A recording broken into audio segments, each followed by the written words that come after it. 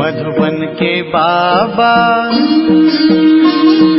मधुबन के बाबा मुरली वाले, आपका क्या कहना, आपका क्या कहना। ओम शांति। आज 15 अगस्त 2024 के साकार मधुर महावाक्य हैं। आज मीठे मीठे बाप दादा बोले, मीठे बच्चे, बाप आया है तुम्हें सच्ची स्वतंत्रता देने, जमघटों की सजाओं से मुक्त करने, रावण की परतंत्रता से छुड़ाने। बाबा ने कहा, मीठे बच्चे, बाप आया है तुम्हें सच्ची स्वतंत्रता देने, जमघटों की सजाओं से मुक्त करने, रावण की परतंत्रता से छुड़ाने। बाबा ने आज प्रश्न पूछा कि बाप और तुम बच्चों की समझाने में मुख्य अंतर कौन सा है। तो उत्तर में बाबा ने कहा, बाप जब समझाते हैं तो मीठे बच्चे कहकर समझाते हैं, जिससे बाप की बात का तीर लगता है। तुम बच्चे आपस में भाइयों को समझाते हो, मीठे बच्चे नहीं कह सकते। बाप बड़ा है इसलिए उनकी बात का असर होता है। वह बच्चों को रियलाइज कराते हैं, बच्चों तुम्हें लज्जा नहीं आती, तुम पतित बन गए हो, अब पावन बनो। ओम शांति। बेहद का रूहानी बाप बेहद के रूहानी बच्चों को बैठ समझाते हैं। अब ये बेहद का बाप और बेहद के बच्चे ही जानते हैं, और कोई ना बेहद के बाप को जानते हैं, ना बेहद के बच्चे अपने को मानते हैं। ब्रह्मा मुखवंशावली ही जानते हैं और मानते हैं, और कोई तो मान भी नहीं सकेंगे। ब्रह्मा भी ज़रूर चाहिए, जिसको आदि देव कहते हैं, जिसमें बाप की प्रवेशता होती है। बाप आकर क्या करते हैं? कहते हैं पावन बनना है, बाप की श्रीमत है, अपने को आत्मा निश्चय करो। बच्चों को आत्मा का परिचय भी दिया है। आत्मा भ्रिकुटी के बीच में निवास करती है। बाबा ने समझाया है कि आत्मा अविनाशी है, उनका तख्त ये विनाशी शरीर है। ये बातें तुम जानते हो कि हम सब आत्माएं आपस में भाई भाई एक बाप के बच्चे हैं। ईश्वर सर्वव्यापी कहना ये भूल है। तुम अच्छी रीति समझाते हो, हर एक में 5 विकारों की प्रवेशता है, तो कई समझते हैं कि ये ठीक बोलते हैं। हम भाई भाई हैं तो ज़रूर, बाप से वर्षा मिलना चाहिए, परंतु यहाँ से बाहर निकलते हैं तो माया के तूफानों में चले जाते हैं। कोई विरले ठहरते हैं, सब जगह ये हाल होता है। कोई थोड़ा अच्छा समझते हैं तो जास्ती समझने की कोशिश करते हैं। अभी तुम सबको समझा सकते हो, अगर कोई जास्ती अटेंशन नहीं देते हैं तो कहेंगे ये पुराने भक्त नहीं हैं। इन बातों को तो समझने वाले ही समझे, कोई नहीं समझते हैं तो फिर समझा भी नहीं सकते हैं। तुम्हारे पास भी नंबरवार हैं। कोई अच्छा आदमी होता है तो उनको समझाने के लिए ऐसे अच्छे को भेजा जाता है कि शायद कुछ समझ जाए। ये तो जानते हैं कि बड़े आदमी इतना जल्दी नहीं समझेंगे। हाँ, ओपिनियन देते हैं, इनकी समझानी बहुत अच्छी है। बाप का परिचय पूरा देते हैं, परंतु खुद को फुर्सत ही कहाँ है। तुम कहते हो बेहद के बाप को याद करो तो विकर्म विनाश हूँ। अभी तुम समझते हो बाप डायरेक्ट हम आत्माओं से बात करते हैं। डायरेक्ट सुनने से तीर अच्छा लगता है, वह बी के द्वारा सुनते हैं, और यहाँ परमपिता परमात्मा ब्रह्मा द्वारा डायरेक्ट समझाते हैं। क्या समझाते हैं कि हे बच्चों, तुम बाप का कहना नहीं मानते हो, तुम सब तो कोई को ऐसे नहीं कह सकेंगे ना। वहाँ तो बाप नहीं है, यहाँ बाप बैठे हैं, बाप बात करते हैं। बच्चे तुम बाप की भी नहीं मानेंगे। अज्ञान काल में भी बाप की समझानी और भाई की समझानी में फ़र्क पड़ता है। भाई का इतना असर नहीं पड़ेगा जितना बाप का असर पड़ेगा। बाप फिर भी बड़ा हुआ ना, तो डर रहेगा। तुमको भी बाप समझाते हैं कि मुझे अपने बाप को याद करो। तुमको शर्म नहीं आती? तुम घड़ी घड़ी मुझे भूल जाते हो। बाप डायरेक्ट कहते हैं कि वो असर जल्दी पड़ता है।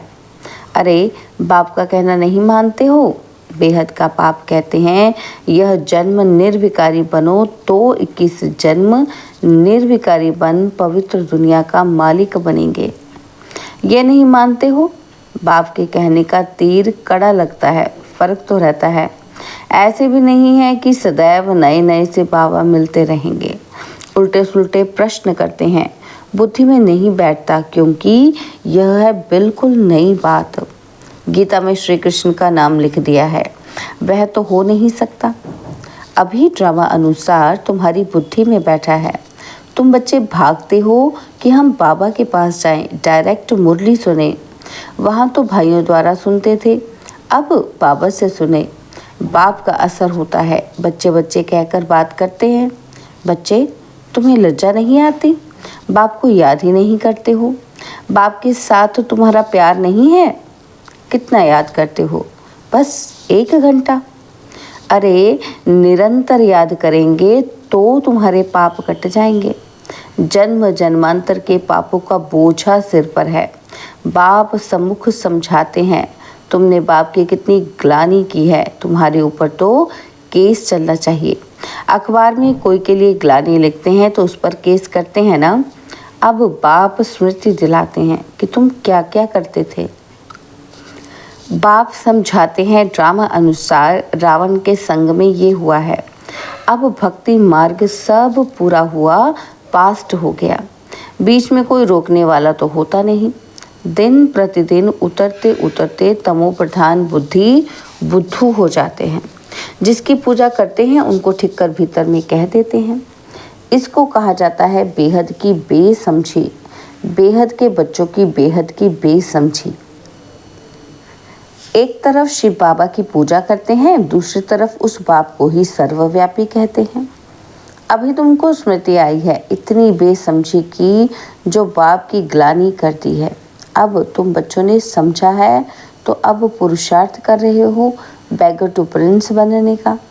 श्री कृष्ण सत्य का प्रिंस, उनके लिए फिर कहते हैं 16,108 रानियां थी, बच्चे थे। अभी तुमको लज्जा आएगी। कोई पाप करते हैं तो भगवान के आगे कान पकड़कर कहते हैं, क्या कहते हैं? हे भगवान, बड़ी भूल हुई, रहम करो, क्षमा करो। तुमने कितनी बड़ी भूल की है। बाप समझाते हैं ड्रामा में ऐसा है, अब ऐसे बनो तब मैं आऊँ। अब बाप कहते हैं तुमको सब धर्म वालों का कल्याण करना है।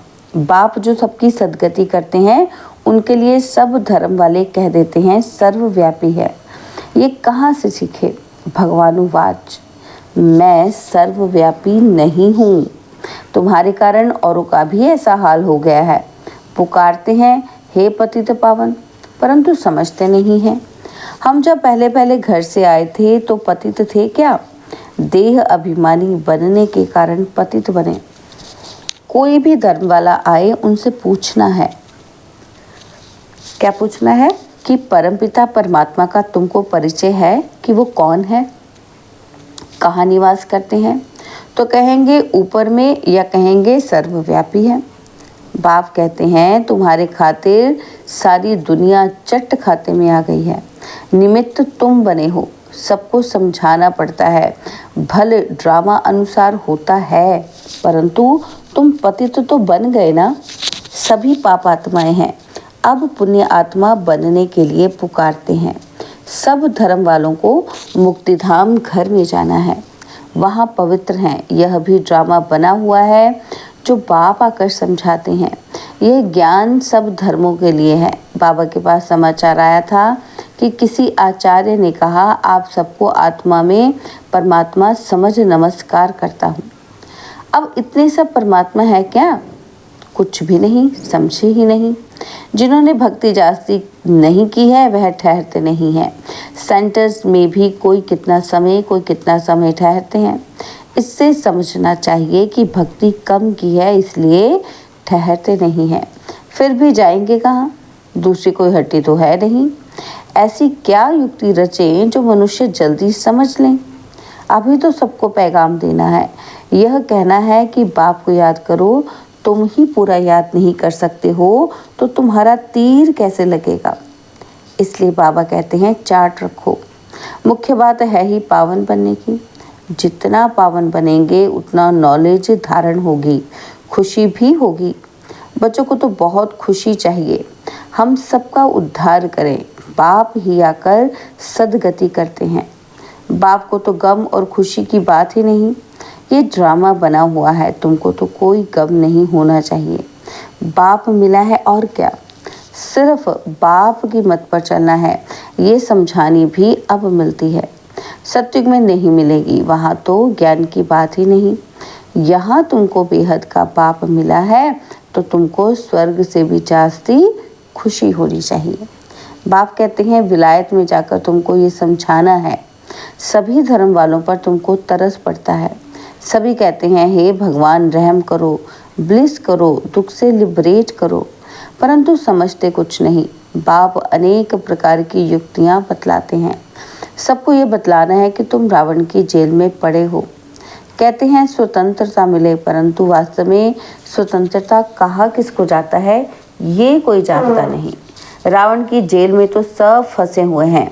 अभी सच्ची स्वतंत्रता देने के लिए बाप आए हैं, फिर भी रावण की जेल में परतंत्र होकर पाप करते रहते हैं। सच्ची स्वतंत्रता कौन सी है यह मनुष्यों को बतलाना है। तुम अखबार में भी डाल सकते हो। यहाँ रावण के राज्य में स्वतंत्रता थोड़ी ही है। बहुत शॉर्ट में लिखना चाहिए, जास्ती तीक तीक कोई समझ ना सके। बोलो तुमको स्वतंत्रता है कहाँ? तुम तो रावण की जेल में पड़े हो। तुम्हारा विलायत में आवाज़ होगा तो फिर यहाँ झट समझ जाएंगे। एक दो पर घेराव करते रहते हैं तो ये स्वतंत्रता हुई क्या? स्वतंत्रता तो तुमको बाप दे रहे हैं।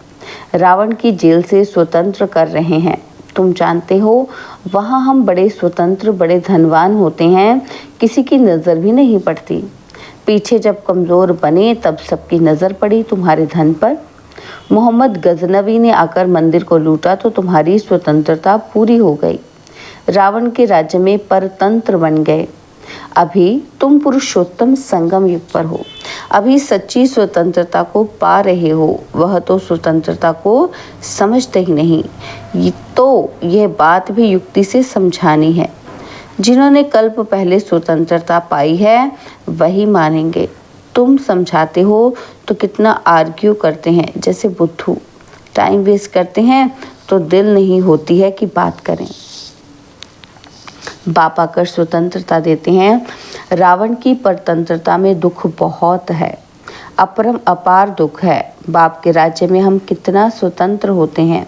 स्वतंत्रता उसको कहा जाता है जब हम पवित्र देवता बनते हैं तो रावण राज्य से छूट जाते हैं।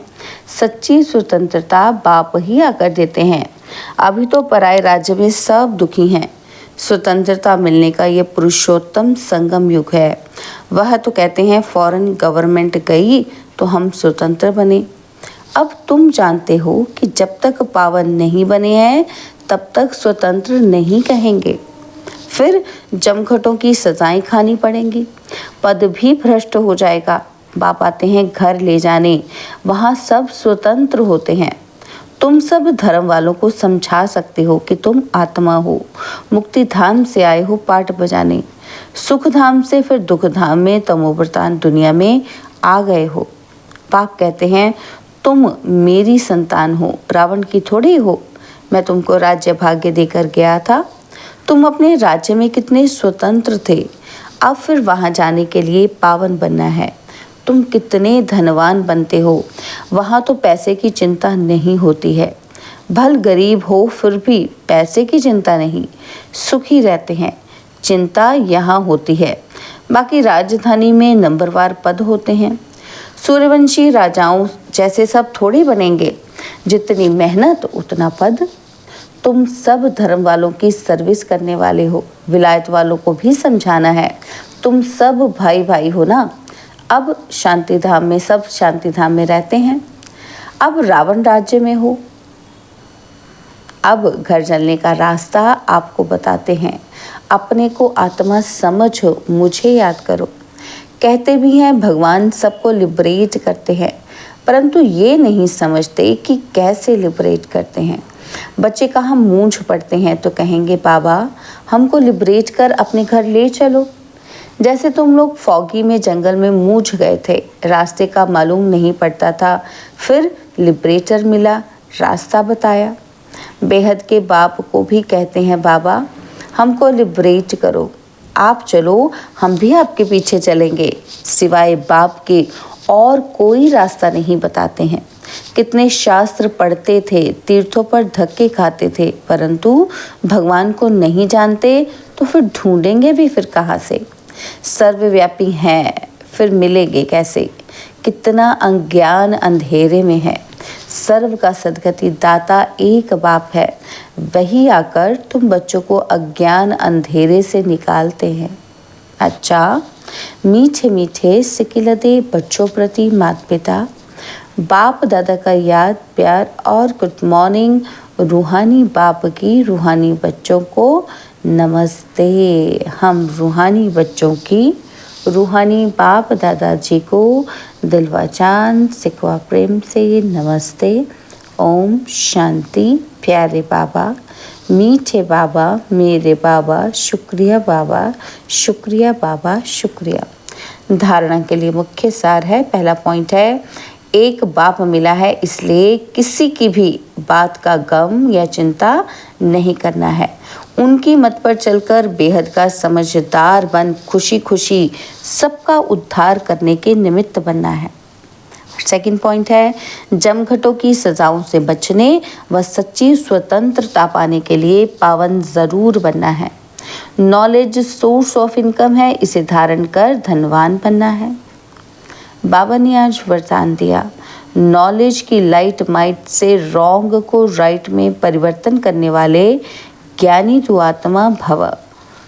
नॉलेज की लाइट माइट से रॉन्ग को राइट में परिवर्तन करने वाले ज्ञानी तू आत्मा भव। कहा जाता है नॉलेज इज लाइट माइट। जहाँ लाइट अर्थात रोशनी है कि ये रॉन्ग है, ये राइट है, ये अंधकार है, ये प्रकाश है, ये व्यर्थ है, ये समर्थ है, तो रॉन्ग समझने वाले रॉन्ग कर्मों व संकल्पों के वशीभूत हो नहीं सकते। ज्ञानी तो आत्मा अर्थात समझदार ज्ञान स्वरूप कभी ये नहीं कह सकते कि ऐसा होना तो चाहिए, लेकिन उनके पास रॉन्ग को राइट में परिवर्तन करने की शक्ति होती है। स्लोगन, जो सदा शुभ चिंतक और शुभ चिंतन में रहते हैं वह व्यर्थ चिंतन से छूट जाते हैं। जो सदा शुभ चिंतक और शुभ चिंतन में रहते हैं वह व्यर्थ चिंतन से छूट जाते हैं। ओम शांति। और अब यह एक बहुत अच्छी वीडियो भी जरूर देखें।